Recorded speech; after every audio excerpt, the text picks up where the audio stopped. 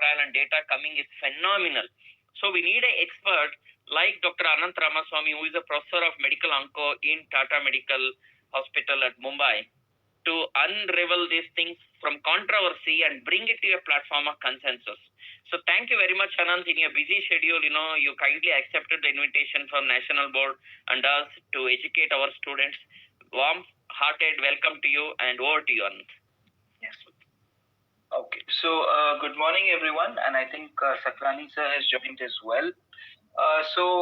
Morning, sir. So the topic given is TNT and CA rectum controversies to consensus. And over the next 30 to 40 minutes, 30 to 35 minutes, what I'll try to do is take you, sorry, just a sec.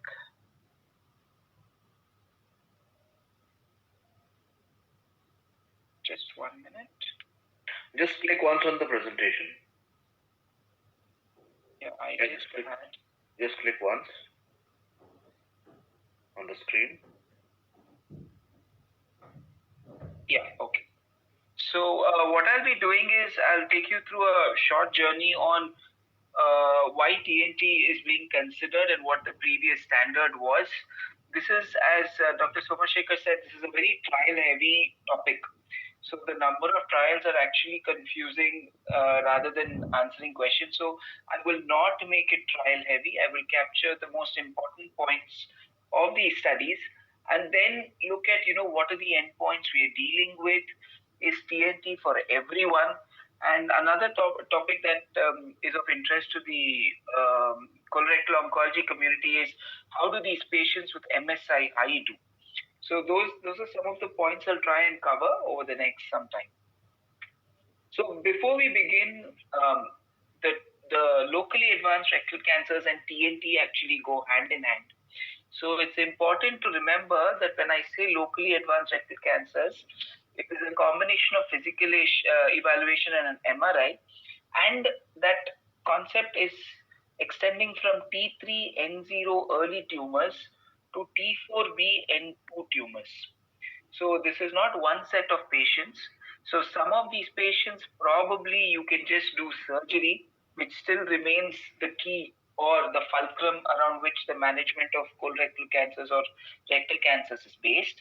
And then you have at the other end of the spectrum, the T4B-N2, where surgery is part of the plan, but getting them to a good surgery is where TNT comes in.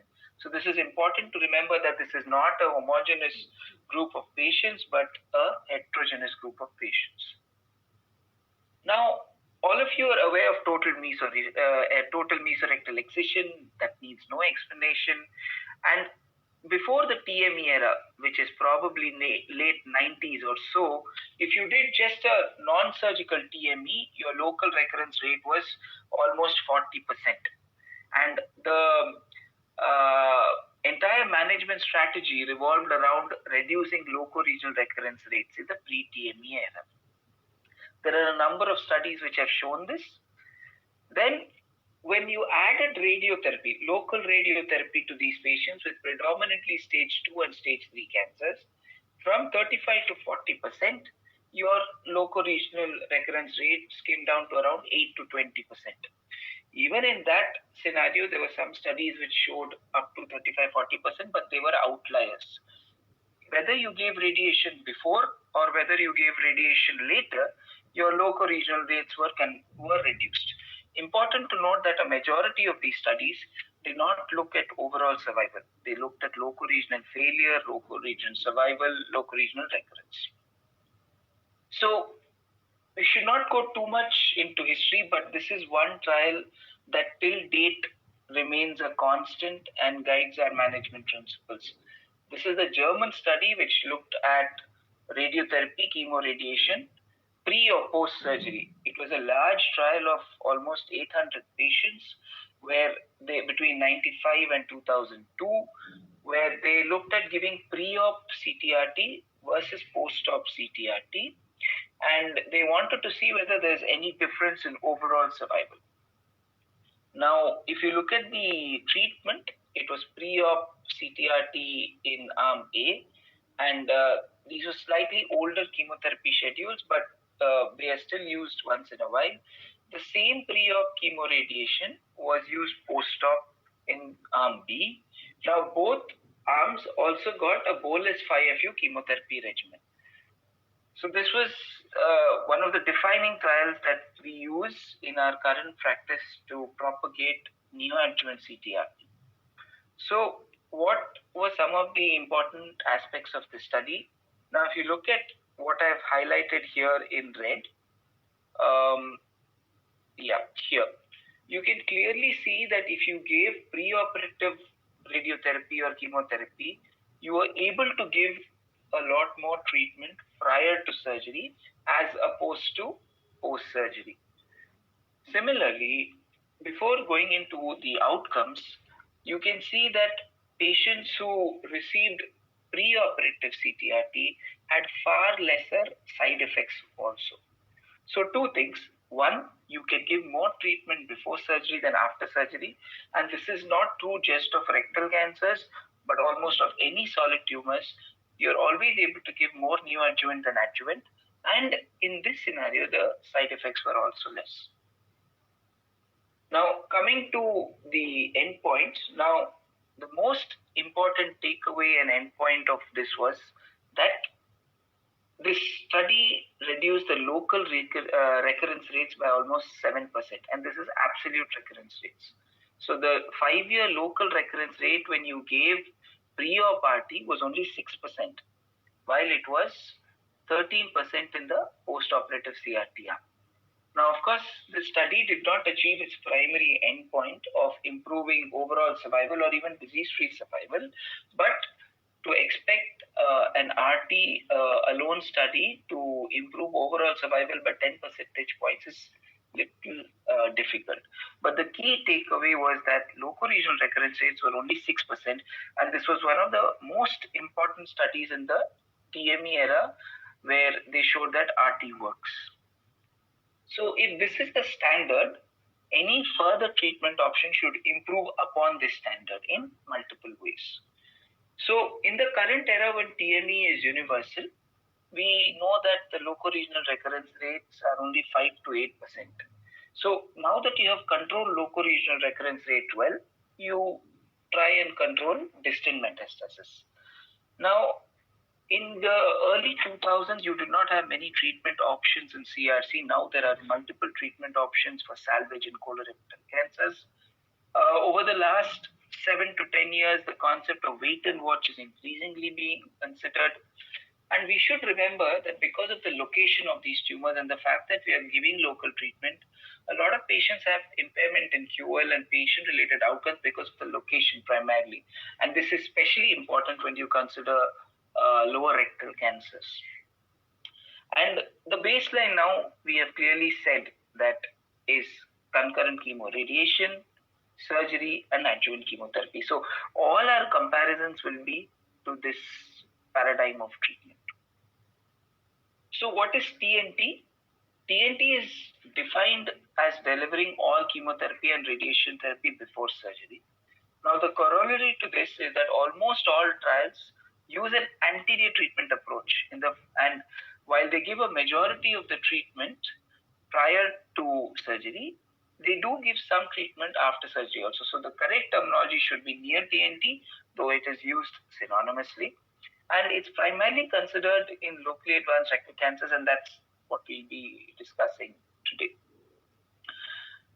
So what are the possible benefits or what is the rationale for TNT? One, you give more treatment, you're increasing pathological CR rates, you're causing increased downstaging of tumors. As we saw in the previous study, adjuvant therapy often is not given post-surgery because of various reasons. You can give good therapy prior to surgery, and that increases the treatment that you can give prior to surgery. One of the standards of arguments in favor of giving chemo prior to surgery is addressing micrometastatic disease, and you can decrease toxicity rates, and earlier reversal of stoma ileostomy is possible. And one of the most important patient-related outcomes is the potential for organ preservation and wait and watch. So these are possible benefits, and we will see whether they are being achieved with TNT. this is fine, but does TNT actually translate into improved patient-related outcomes and survival? And those are hard endpoints that should be answered. A couple of other important questions. While the best endpoint for any trial or any new intervention is overall survival, do the trials that we currently have answer this, or should we be satisfied with surrogate endpoints like disease-free survival, local regional recurrence rates, or metastasis-free survival? And what are the kind of patients we see in Indian scenario? It is important to know that almost all the TNT trials, in fact, don't have any representation from Indian patients, and we probably see a more later stage of tumor. So, what should we do for our patients? So, now that we know that TNT means more, what are the different types of more?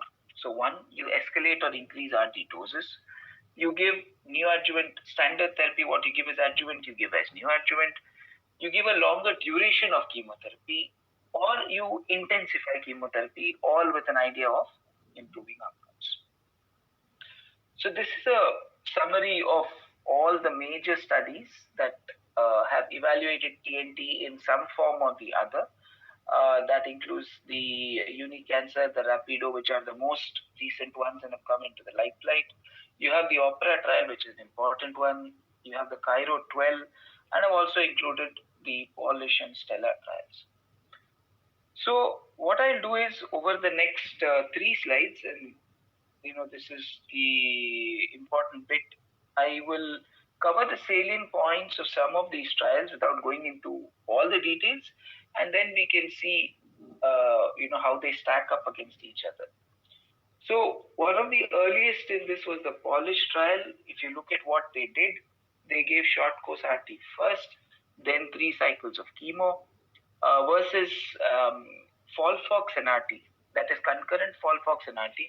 Important to note, especially for those of you who will work in a multidisciplinary team, this is not usually done. FOLFOX and RT is usually not given. What is usually given is 5-FU or capecitabine with RT. But this is what they used. Important to note that they actually had a heavy burden of disease in this tumor. Almost 64% of patients had T4 cancers. So they had a surgical endpoint, and the surgical endpoint was R0 resection rates. Now, the R0 resection rates in this trial were not improved, and they were not improved by short course RT plus FOLFOX. Now, this trial came into the news initially because there's an overall survival benefit that was shown in the trial initially, but later the long-term outcome said that there was no difference in overall survival. The 2 other trials that we discuss a lot about is the Rapido trial. Now, the Rapido trial had a good design. They compared what we do usually, that is capecitabine, RT, TME, and adjuvant chemotherapy, to short course RT and 4 months, approximately 4 to 5 months of chemotherapy. Now, important to note here that most of the patients were node negative. Only 10% or so were node positive, and they had a disease-free survival like surrogate called 3-year disease-related treatment failure, slightly complicated, but for most practical purposes, it's a DFS like disease-free survival like endpoint. Now, this improved pathological CR, doubled it. It did not improve overall survival, and it achieved its primary endpoint of 7% improvement in disease-related treatment failure. Now, one thing, and this is something that worries a lot of us, and specifically the surgeons, is the local regional recurrence rates. And that actually, in an updated paper, they said that was in the experimental arm, this was more in the experimental arm, it was almost 10%. So that is something we need to keep in mind. The other study was the Unicancer Prodigy trial. Here what they did was they intensified the chemotherapy. They gave FOLFIRINOX chemotherapy followed by concurrent chemoradiation and then TME versus the standard. Again, only 10% of patients had node positive disease. Majority had node negative. T3 again was 81%. Now the primary endpoint was DFS, and they achieved that DFS On the way of achieving the DFS, they also showed an improvement in pathological CR, no difference in locoregional recurrence rates, and this is one of the few studies where they have shown an improvement in overall survival, which is probably the hardest endpoint you can get in clinical trials.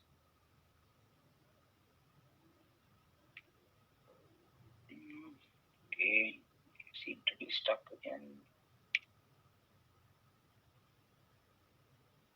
Okay. Yeah. The next three studies are also important. One is the Cairo-IRO study, the OPERA and the STELLAR. So the Cairo-IRO study was a smaller study. Now, what they did was they gave FOLFOX RT again, followed by TME, versus giving RT first. So here what they did was they wanted to see whether giving RT first or chemo first improved pathological CR rates. Now, what they found in the study was that if you give radiation first, then your pathological CR rate improves. So if you follow this paradigm, your pathological CR rate is 25%. There was no differences in overall survival. Now, one of the important trials in this was the OPERA trial. Here again, while the primary endpoint of the study was to improve 3-year disease-free survival rates, as I've mentioned here, the trial has come into the limelight because of their organ preservation rates, and I'll briefly discuss this later as well. And the STELLAR trial is the newest kid on the block. They gave short course RT, chemo, TME, and important to note in the STELLAR trial is that almost 85% of patients were node positive. Now, here they wanted to show non-inferiority of disease-free survival. This was achieved. And again, this is the second trial to show an improvement in overall survival as well. No difference in locoregional survival rates and some improvement in PAT-CR.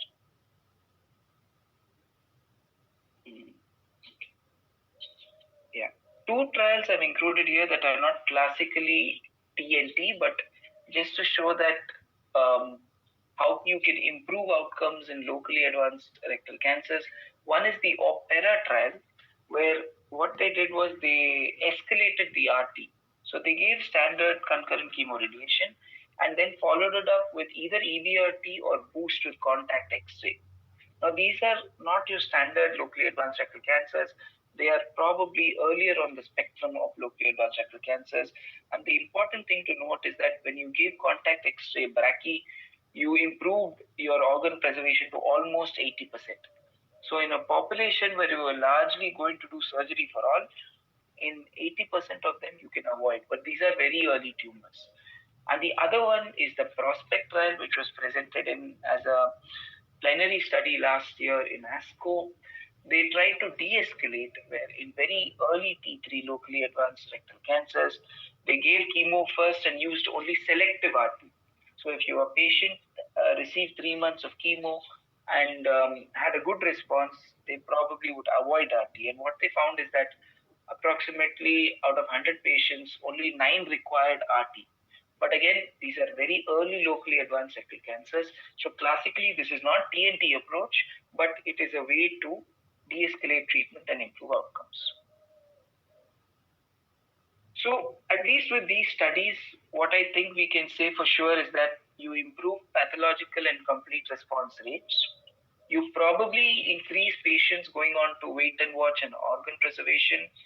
There is some worry about locoregional recurrence rates, but that is only in the Rapido. Other trials have not shown it.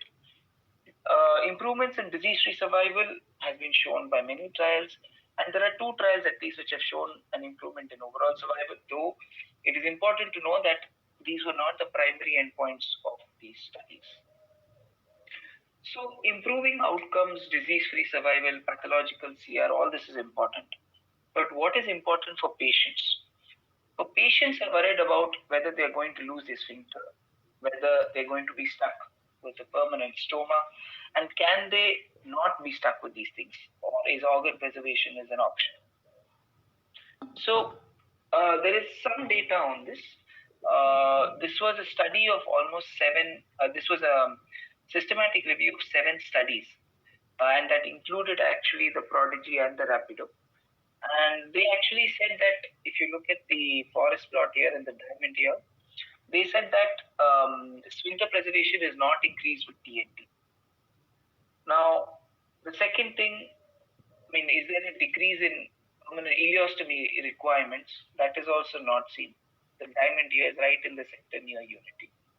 So if you look at this, then you will say that, two important patient-related outcomes are not being improved.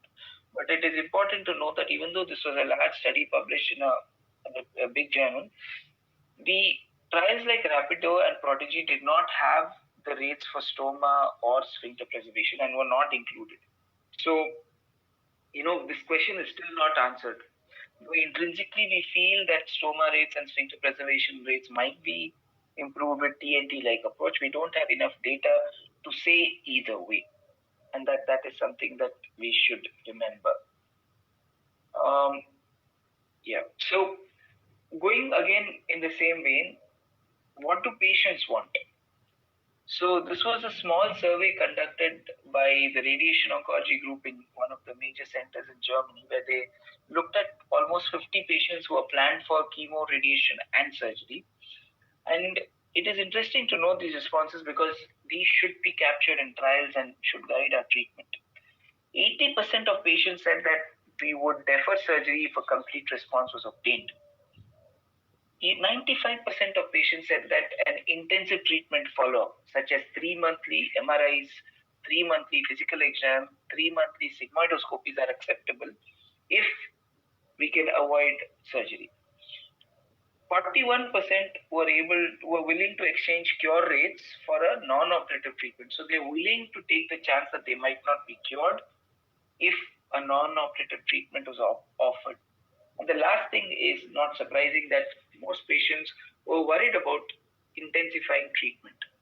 So what you can gain from this small patient survey is that patients are interested in non-operative management. They are willing for a severe follow-up strategy, but obviously are worried about the side effects that treatment would entail while reaching that endpoint. So it's something to be kept in mind as we treat these patients. Coming to the last point that we think patients would be interested in, that is organ preservation. Now, organ preservation as a concept probably started out in early rectal cancers and in older and more frail patients. But more and more patients are going to be asking you about organ preservation even with locally advanced rectal cancers. One of the ways to do it is TNT, the other is radiation escalation techniques. In a lot of patients, there is emerging data for local excision, in case you have a very good response as opposed to TME. And the major worry here is that, okay, I can get you to wait and watch, but what about local regrowth rates and distant metastasis? Now, while this is an important patient-related endpoint, it has not been a major endpoint for the most important TNT studies. Most of the total neoadjuvant studies have not looked at this as a primary endpoint, with the exception of the OPERA, of course, and that I will briefly discuss. So what did OPERA do? They said that they will look at two separate treatment strategies. One is giving chemo first for around 4 months, and then waiting for a short period and then give concurrent chemoradiation. The other arm said we'll give chemoradiation first, give a break, and then chemotherapy. So it is important to note that the primary endpoint of the study was to improve disease-free survival. But, because of the wait and watch, because of the PATCR rates, this has come into prominence. Now, what did they do? In patients who underwent either of these two approaches, and it's important to note that around 70% of these patients were node positive. So they were not very early tumors, but somewhere in between. And a lot of them were low rectal tumors, where the importance of organ preservation is very important. What they did was they did not assess response by the standard techniques. They restaged patients based on this method of response assessment that is followed commonly in MSKCC. They did the standard staging, that is a digital rectal exam, endoscopy, and MRI. And then they classified patients into complete response, a near complete response, or an incomplete clinical response.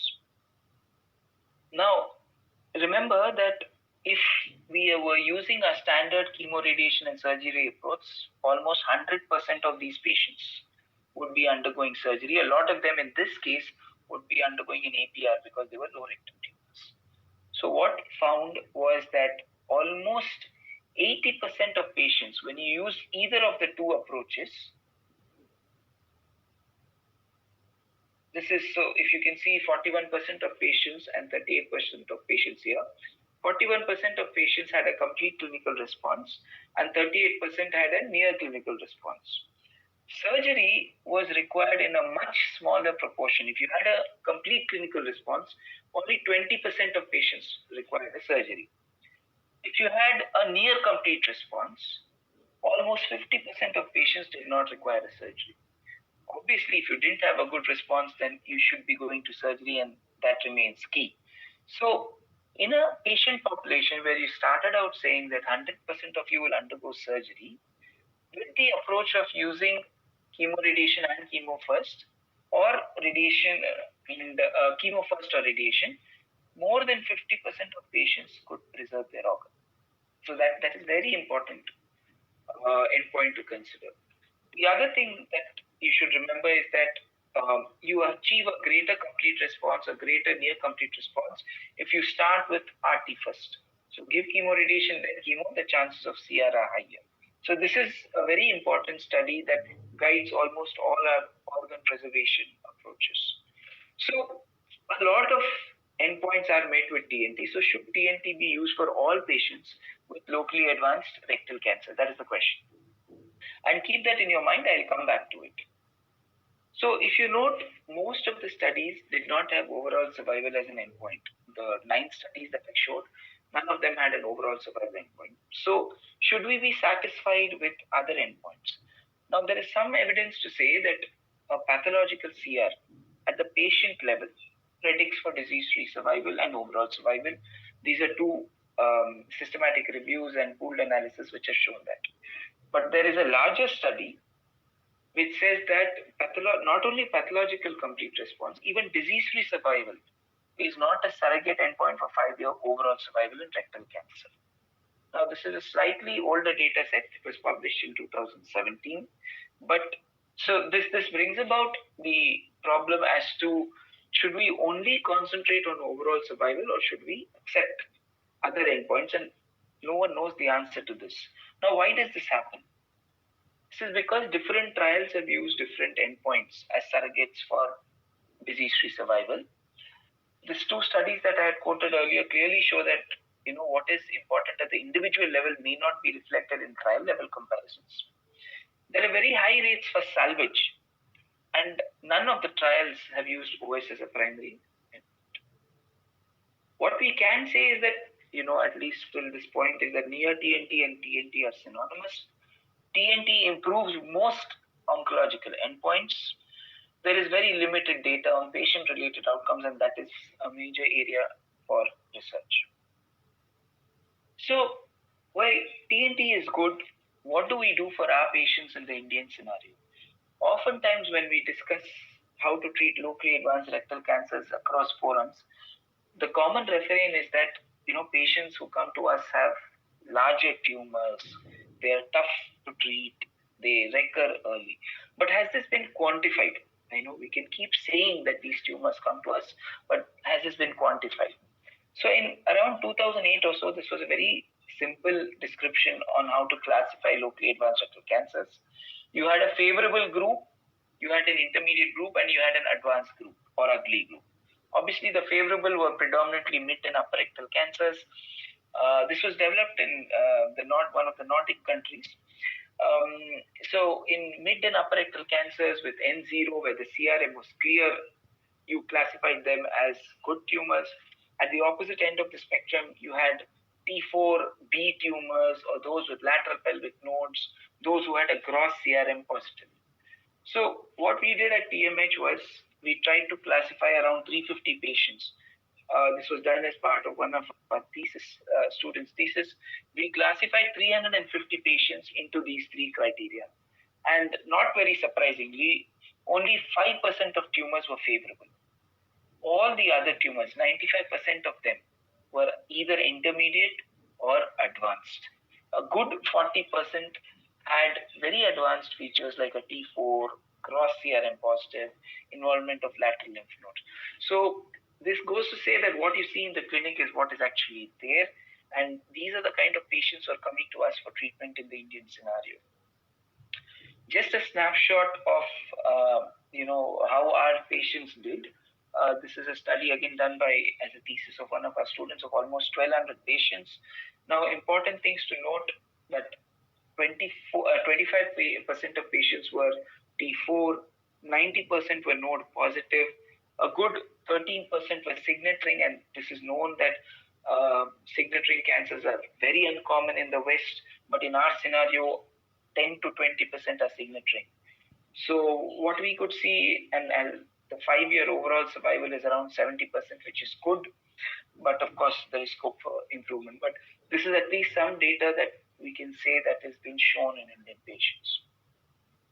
So again, coming back to my earlier question, considering the potential and real improvements for across endpoints in TNT, should TNT be used for all patients?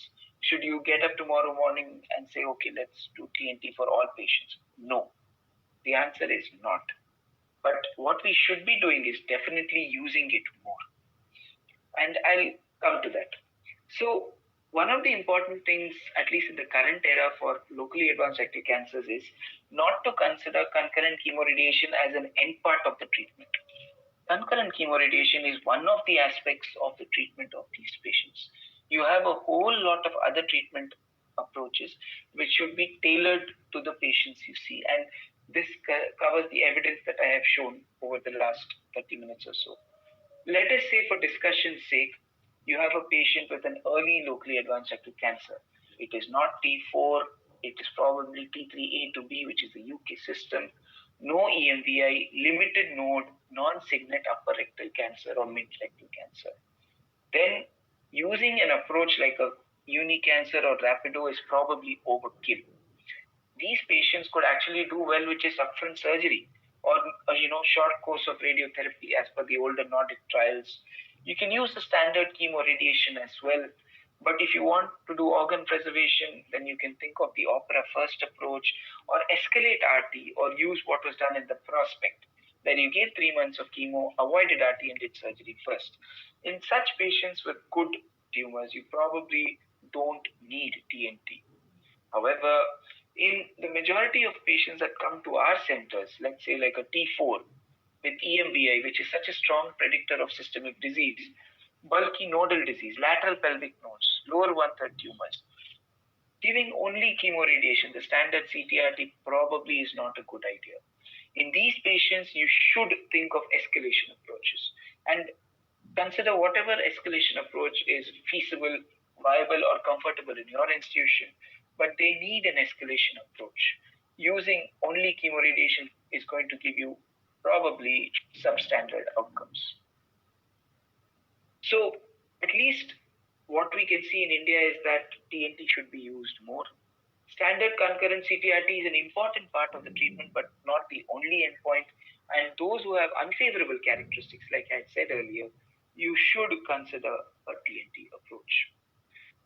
So the last bit of my lecture is with regard to MSI high tumors or deficient MMR tumors.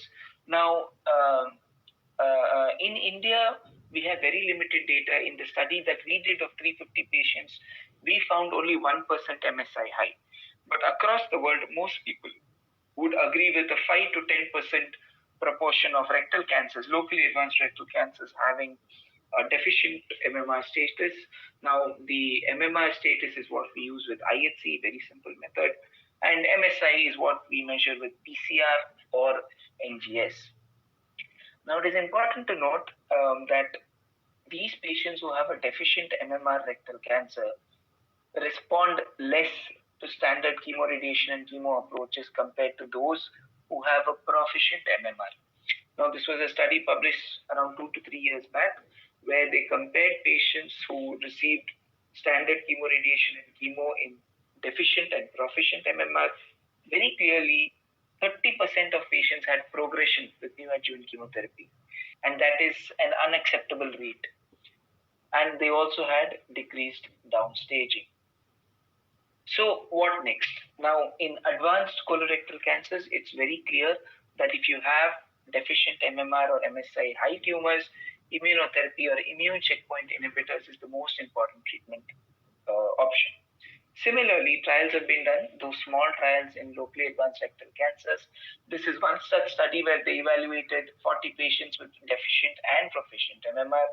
And very clearly, when you gave a combination of immunotherapy, this is a CTLA4 inhibitor, this is a PD-L1 inhibitor, 100% of patients had a response, and that is out of which 60% had a pathological CR, which is very important. A larger study was also done in 112 patients. Not all of these were rectal cancers. Some of them were colon cancers as well.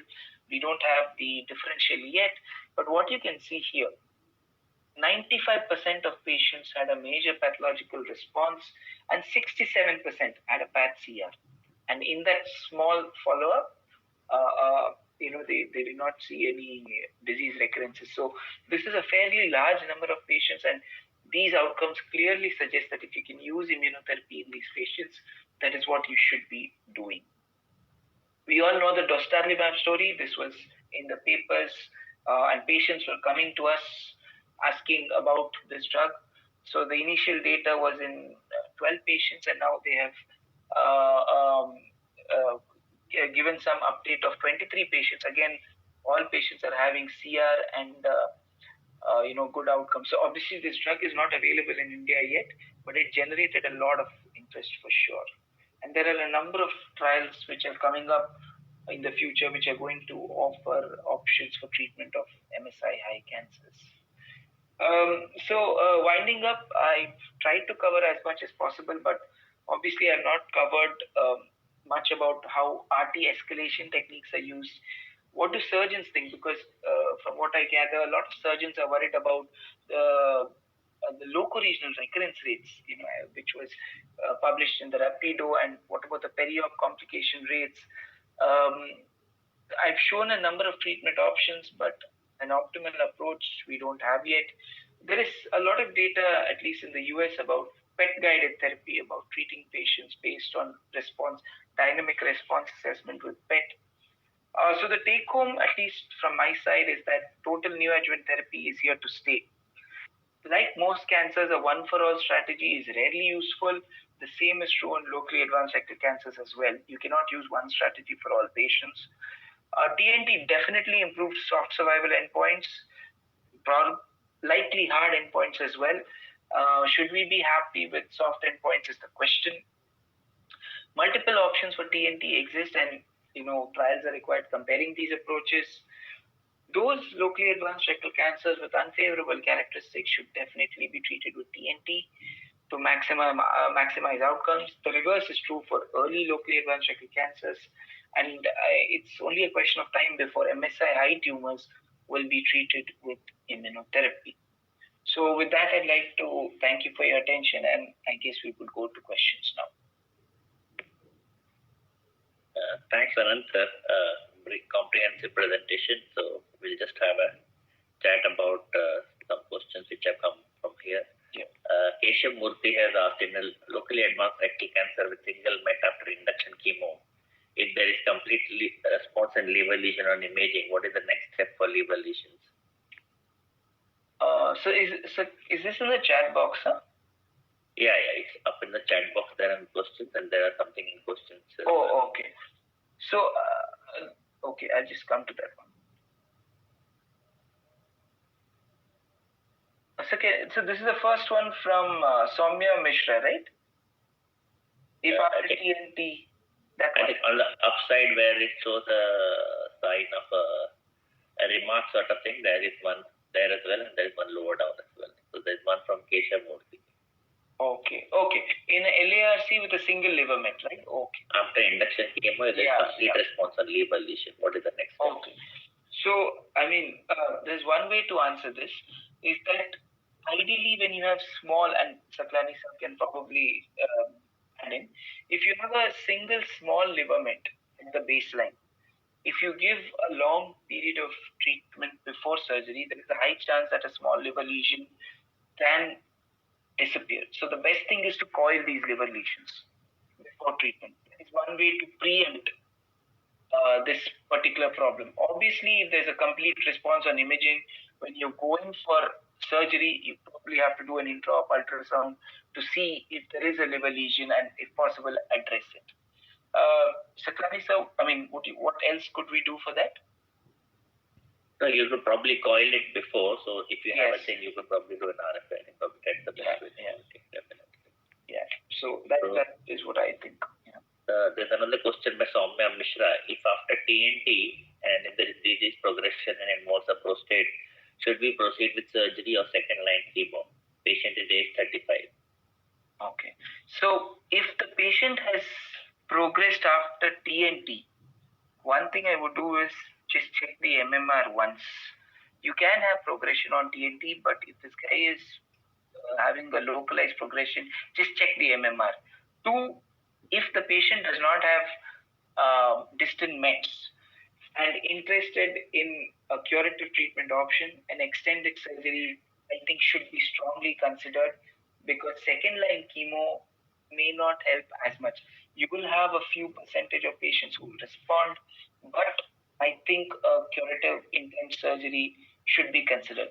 And Dr. Somashekar or Dr. Saklani probably could add in to that. No, I totally agree with you, Anand. That's Yeah. good. There's another message from Bhanusagar Gajula. He said, can the concept of TNT extend to rectosigmoid junction tumors or only to rectal tumors? Okay. So this is a good question actually. So assume it is a sigmoid. Let's just say rectosigmoid to sigmoid. We are exploring the concept of NACT. There is this thought process that maybe NACT RT or RT is not as important in upper rectal and rectosigmoid. So probably I will not go there unless there are very strong indications not to do surgery. In bulky tumors, T4, yes, you can think of NACT, but NACT RT, TNT, I think, we should not be considering that in those specific concepts, in those specific tumors. I would concentrate on using these more in the rectal cancers as opposed to rectosigmoid or sigmoid cancers. Then there is a question from Dr. Roy. What is your experience with Indian patients less than 40 years? So I think Dr. Moore is talking about the data from the West, where younger rectal cancers probably don't do as well and the rates are rising. I think they respond the same, but I don't have any Indian data to say that they respond worse or less worse. But their survivals are not as good as they are supposed to be. That is one thing I can tell you. For some reason, these patients seem to have more aggressive characteristics. But this is just my subjective thought. I don't have a lot of data to back it up. Dr. Somashekar or Dr. Saklani, any thoughts? I mean, you're under 40 patients. I think our median age is anyway quite low, actually, 47 or so. So I think it would be very difficult to correlate with patients over 60, but we are looking into it. Then this is Caleb's question. Is PCR as an endpoint well validated, or is it an extrapolation from other disease? Caleb, that's what I had said, that to me, PCR is a weak endpoint. And I think if you're able to combine a clinical response and PCR and willing to put wait and watch, that is good. But purely PCR in surgical specimens as an endpoint for survival, I'm not convinced at all. And there is data to show that it does not correlate very well. From Dr. Surya Narayanan, SCRT chemo, LCRT chemo, which to prefer and when? Purely on the concept of survivals, I think if we don't have these cross-trial comparisons, but the survivals appear good.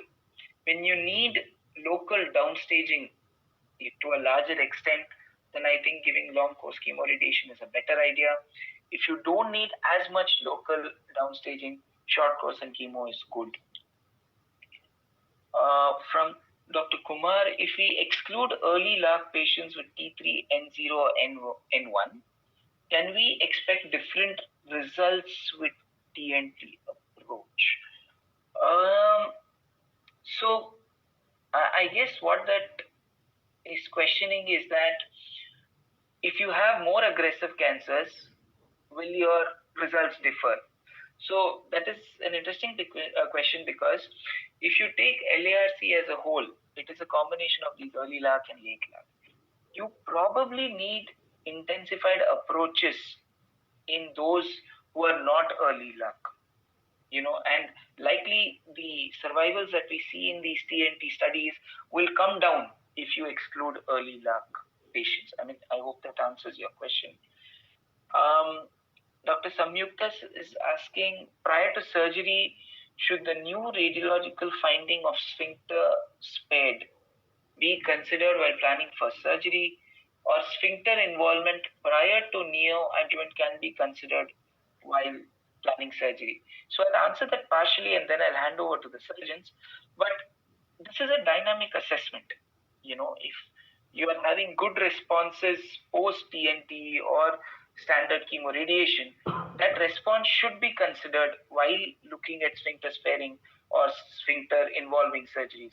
And maybe Dr. Saklani or Dr. Somashekar could add on to that.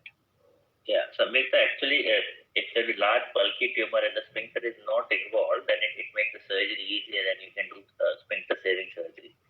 But if the sphincter was involved before, obviously you will downstaging. So if the prostate was involved before and it's not, then you will just do TME. For sphincter, if it was involved before and it got downstage, would you do an intersphincteric resection? The data is not that clear. So most people for sphincter sparing surgery would avoid local recurrence because they want local recurrence to be low. So if you did this either with intersphincteric or extended intersphincteric resection, the local recurrence is slightly higher. So most surgeons would avoid doing things like that unless it has complete response. But doing intersphincteric resection where sphincter was involved before and then it came down makes the surgery is also difficult and local recurrence can be higher. But there is no exact data on this. So if you do it, then you will have to inform the patient the data on this is not there and the local recurrence can be slightly higher. The next question is from Dr. Santosh Kumar. Organ preservation strategy should be considered for mid and lower rectal tumors or for lower rectum which may require APR. So obviously it is, not obviously, probably it is much more important in lower rectal tumors. But if a non-operative management strategy can be considered for all location of tumors if they have a clinical response, it does not have to be restricted only to lower rectal tumors. If you can avoid surgery, avoid the large syndrome or something which is there post surgery, that is a good option if the patients have a near CR or CR. Another question from Dr. Mishra: experience of hypec in peritoneal disease in younger patients. Saklani sir and Dr. Somashekar, maybe you'd want to take it. But I think the rule of hypec depends on the pathology of disease, signet or not, and the PCI itself. So looking at specifically age versus the disease, if the data isn't there. So normally younger patients will have signet and maybe higher PCI and outcomes may not be good. So we have to, it basically depends on PCI and the type of pathology to have. Additionally, I think the CRS component is so much more important than the actual intraperitoneal chemotherapy. I think good CRS definitely helps far more in these patients. The next question is from Dr. Akela. What is the surgical margin based on the initial T stage or the post-neoadjuvant reassessment? So essentially this is a pathological assessment. So I'm not sure it correlates very well with T stage. Obviously you will have more margin positivity in T4 as compared to T3, but this is a pathological assessment largely that we see post chemoradiation or neoadjuvant. I think we already answered it last time. If it is downstage from T4, like prostate was involved before a thing and it comes to only rectum, then we'll definitely do only TME. So it is based on post-op assessment, I think, except for sphincter involvement. Yeah. And the last one from Dr. Vikas is to avoid intraoperative difficulty. which one is better, short course RT or long course radiation? So what I hear is that if you've done short course RT recently, then intraoperative is tough. But if you actually give short course RT and chemo and have 2 to 3 months prior to the surgery, but post RT, there is not so much problem. Am I right? What is your take on it? Yeah, I think if you're doing, you're not going to save the sphincter, then short course RT is okay. And I think short course with immediate surgery actually edemize and it makes surgery easier. Probably if you delay, then it makes difficult. So if you're doing sphincter saving surgery like intersphincter resection, the short course RT, I personally find it difficult, and I prefer LCRT. But finally, at the end of the day, I think it's going to be what is going to benefit the patient. So we looked at functional outcomes for this low sphincter saving surgery, short course and long course, and we found functional outcomes were better with long course. So personally, I would prefer long course, but then final option depends on the radiation oncologist. Okay. Is there any other questions? Okay, there's one more. In CRLM, if complete response is there for liver mets, what's the data say about observation plus versus metastatic? Okay. I am not sure if there is very strong data for this, but one thing at least we can say is that even if radiologically there is response, it always makes sense intra-op to assess, because you might find some small lesions which were not picked up on imaging. So I'm not sure of the data if metastatiectomy versus observation. I am not sure. Good. I think there's one more on another chat box by Praveen Kumar. Before neoadjuvant prostate or vagina involved, what to do, and if complete response, what to do. I think we already answered both of the functional outcomes on this. So I think we're coming to the end of this. Okay, Anant, I think that seems to be the end of questions. Or okay, I think someone else has. I think probably we'll take the last question now because I'm sure we are all running out of time. There is one from Kaushik Swami. Chemo first or CTRT first in TNT? What's your preference and what are the pros and cons of this? So very clearly, if you want patients to go towards, especially in low rectal tumors, if you want patients to go towards organ preservation, then I think you should give chemoradiation first. That's shown very well from the OPERA trial. If you want improvement in survivals along with pathological CR or response rates, then either one is fine. It's important to note that the Prodigy trial where we gave FOLFIRINOX can not be given to all patients. Not everyone is fit enough for that. So, maybe the rapido approach is also a good option. If you're looking at survival and going to TME, I don't think there is so much difference in terms of giving chemo first or RT first. But if downstaging to wait and watch is there, then I think RT first is a good idea. Great. Thank you, Anant, for taking your time off to have a chat with all the surgical oncology trainees. Your insight is much appreciated. Thank you very much. Thanks, sir. Thank you. Bye-bye. Yeah, thank you very much, trainees and faculty members, for joining the session.